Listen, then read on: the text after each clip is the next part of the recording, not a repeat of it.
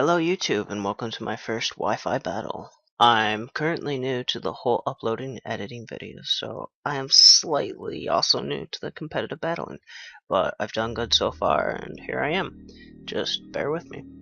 I would like to give a quick shout out to some people who motivated me and even made this possible, and their YouTube links will be in the description below. Be sure to check out Skyrander, HappyMoonWolf, and StabX4 after this video, because they're a little better at this than I am. To get started, the team I am bringing is new and meant to be a special attack team. I'm bringing Smeargle as my lead, with Togekiss, Kingdra, and Greninja, Garchomp, and Snorlax following behind. My Smeargle is a Quiver Dance setup with Spore and Dark Void.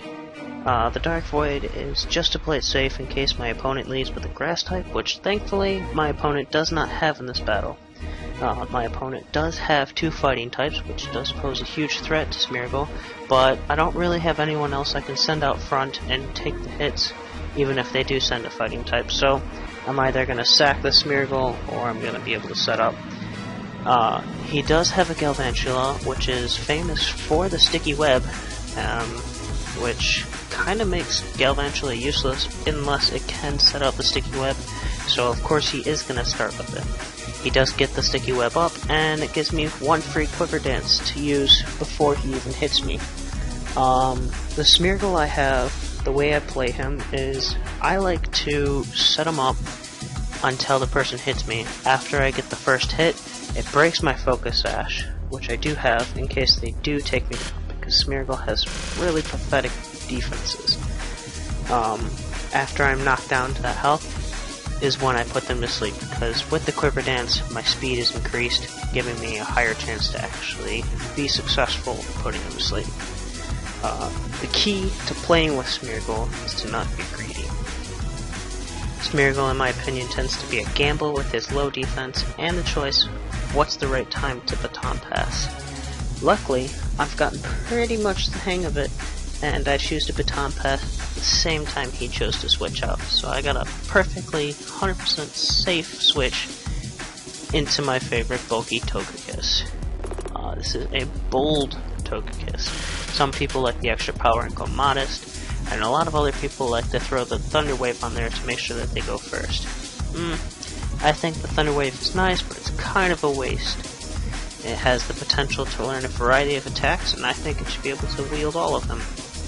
So, my Togekiss is the Morning Sun for an extra HP whenever I get the chance, but as far as my attacks go, I have Flamethrower, Air Slash for the flinch, and Dazzling Beam for the massive stab fairy attack. My Togekiss is probably my star player in almost every battle I've done. It survives even super effective attacks from, so far, every Mega I've ever battled, and normally I can either knock them out one hit or make it so way I get them out two hits before they take me out. The Sylveon was kind of a problem with its massive special defense, and the point that it actually did end up having Psyshock, which attacked my defense, which is pretty good, but at the same time it wasn't boosted in the same way my special defense was. He's going to spam the Psyshock while I spam the Morning Sun. Although I am gaining just a few HP every turn, I wanted to at least make it to the point where I could get half HP before I would continue with this battle, just in case he had something faster than my Togekiss, like a priority move. I eventually do get to the half, and I do take out the Sylveon in the second hit. The critical, that wasn't exactly necessary. He sends out his Alakazam, which can be a Mega, but he's already used a Mega, to the point where Alakazam is pretty much just useless in its normal stage, because it's low in speed, and it doesn't have very good defense. Unless you Focus Sash it, I wouldn't even use one. He does send out his Sock, because eventually he has to use it, and he figures why not. Now, I don't know if he thought that he'd live a one hit because of his sturdy and then he'd be able to finish me off, or what his plan was, but I am the Flinch Master with 70% chance of flinch. His Exploud I wasn't so sure about, so I just went to make sure I had the 100% KO. As far as his team goes, they are a lot of powerful people. The sticky web does support his team because they're not exactly the fastest, but even that little speed boost can make them go faster. Then their Pokemon could be pretty deadly. This was a fun battle. This was my first sweep ever, and this is probably one of my videos that I'm most proud of to post.